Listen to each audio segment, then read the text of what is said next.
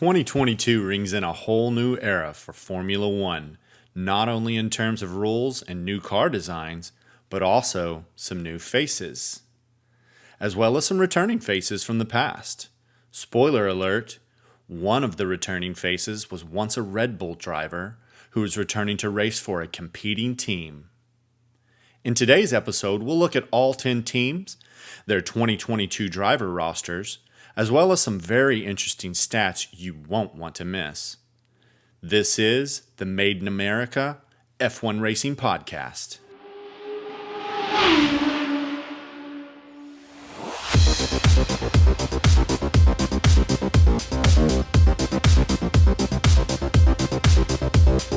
Welcome to the F1 Racing Podcast, the only podcast that has the guts to give it to you straight.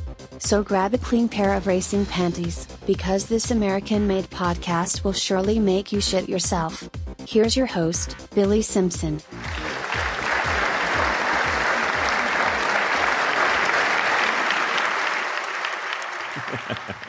Well, welcome to the F1 Racing Podcast.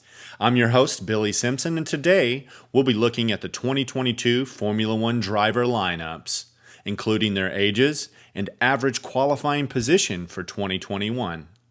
This year, we will see 17 returning faces, 2 drivers you've seen speed around the circuits before, and 1 rookie. Anything goes this year with the new car regulations, but you can count on some new and renewed rivalries for sure. But before we jump in to take a peek at the drivers, let's take a quick break for our sponsors. Well, Billy, today we're sponsored by no one. Because you're a dirty loser. Okay, all right. Then, Sally, thanks for your everlasting words of encouragement. Let's jump right in today. Reluctantly, we'll start with the world champion driver, Max Verstappen, who races for Red Bull. Now, the Red Bull team did not win the Constructors' Cup, but Max Verstappen did win the championship. I'm a little bit upset by the win that he got because it just wasn't too fair. Thank you, Michael Massey, the race director, who is no longer with Formula One. Insert applause. Back to Max Verstappen, who's the 25-year-old driver from the Netherlands. His average starting position in 2021 was 3rd on the grid. Also racing for Red Bull is Sergio Perez. He is 32 years old. He's from Mexico. And his average starting position in 2021 was 6th place. Now let's move on to Mercedes. Mercedes has a new driver, but the 7-time world champion, Lewis Hamilton, has returned. Lewis Hamilton is 37 years old. He's from the UK, or United Kingdom. And his average starting position in 2021 was 2nd place on the grid, which outdoes Max Verstappen's 3rd place starting position on the grid. The new driver for Mercedes is, nonetheless, George Russell. If you were watching the Netflix documentary series, you saw them announce this. And we saw Valtteri Bottas, who was the former Mercedes driver. He really didn't like that, but who would, right? George Russell is 24 years old. He as well is from the UK. And his starting position last year, while he was racing with the Williams team, was 13th position on the grid. Next, let's move on to Ferrari.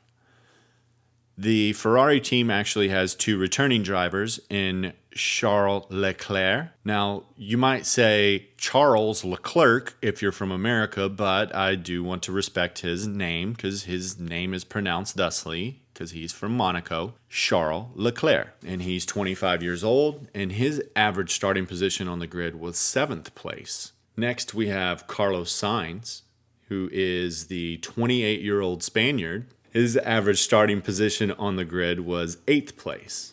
Next up, the McLaren team, which has 2 returning drivers as well, and Lando Norris, who is 23 years old from the UK, and his average starting position was 7th on the grid.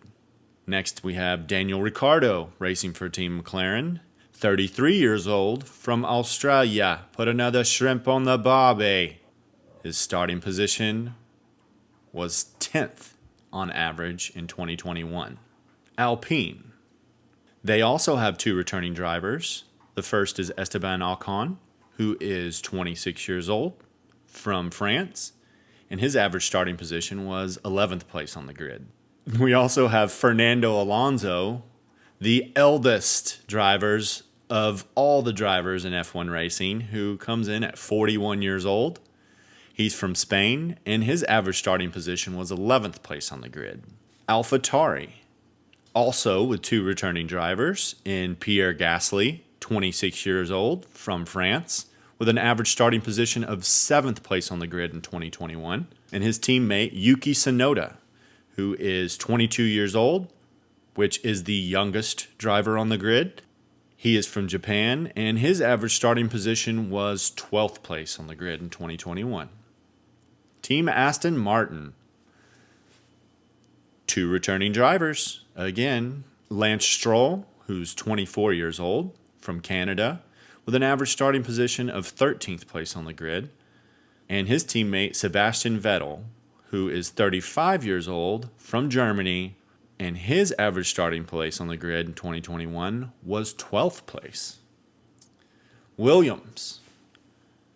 We do have the new driver, but it's not really new because he used to race for Red Bull. His name, Alex Albon, or Alexander Albon, 26 years old, from Thailand, and there is no average for 2021 because he did not race last year.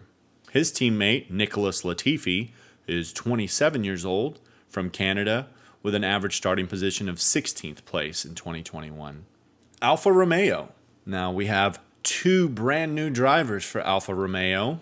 One who's a rookie and one who came from Mercedes, and that's where we'll start. Valtteri Bottas, 33 years old, from Finland, with an average starting position of 4th place. And I cannot believe Mercedes let him go, but they're looking into the future and going with the former Williams racer, George Russell. Valtteri has a teammate of Zhou Guanyu, who is the rookie, the only rookie on the grid this year. He's the second youngest at 23 years old. He's from China, and since he didn't race last year, obviously he doesn't have an average starting position.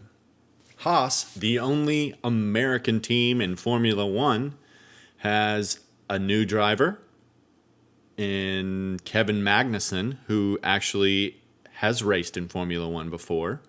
He's 29 years old. He's from Denmark, and since he didn't race last year, he didn't have an average starting position on the grid. And his teammate, Mick Schumacher, whose father was Michael Schumacher, the 7-time world champion who Lewis Hamilton is currently tied with for world championships. Mick is 23 years old, from Germany, with a starting position of 18th on the grid in 2021. And there you have it, folks. Those are the 2022 team lineups, and I can't wait to see how these highly skilled drivers take to their new cars and the new enhanced rivalries this year. So get your popcorn ready, because it's going to be a great one.